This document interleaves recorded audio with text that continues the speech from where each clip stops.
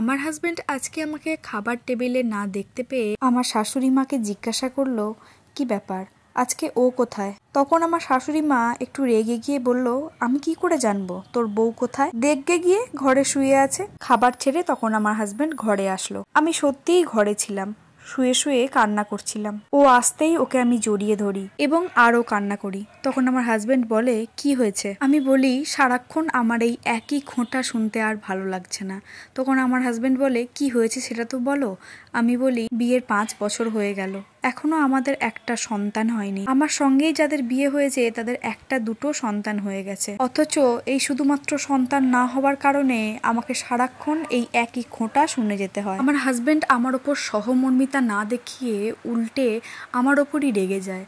সে বলে, হ্যাঁ সত্যিই তো, এখনো পর্যন্ত তুমি আমাকে কোনো রকম সন্তানের মুখ দেখাতে পারলে না। আমি তখন বলি, চলো না, অনেক চেষ্টা তো করা হলো, এবার একটু ডাক্তারের কাছে যাই। সে বলে, ডাক্তারের কাছে গেলে কি উল্টোপাল্টা প্রশ্ন করে, ওসব আমি যেতে পারবো না, আমার ভালো লাগে না ওসব। আমি তখন বলি, এই যুগে এসেও তুমি এই ধরনের কথা বলছো?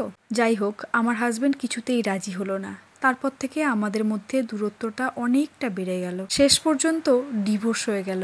আমি সেদিন ওকে হাতে পায়ে ধরেছিলাম যাতে আমাদের এই সম্পর্কটা না ভাঙে, কিন্তু সেদিন সে কোনো কথাই শোনেনি। যাই হোক, এরপর আমি আমার বাপের বাড়ি চলে এসেছিলাম।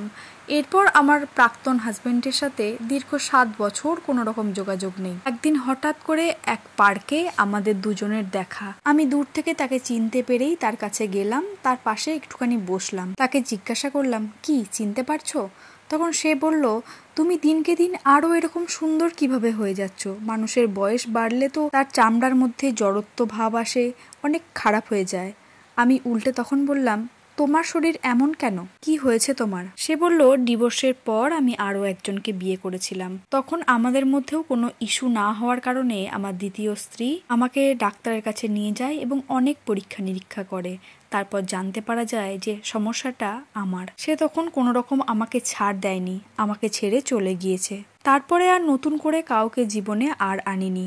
জীবনটা আমার শেষ হয়ে গেছে। ঠিক সেই মুহূর্তে আমার ছেলে এসে আমাকে বলে, মা জানো তো, আজকে আমি একটা বড় চকলেট কিনেছি, পাপা আমাকে কিনে দিয়েছে। তখন পাশ থেকে আমার বর্তমান হাজবেন্ড এসে বলে, আকাশ বাবু না?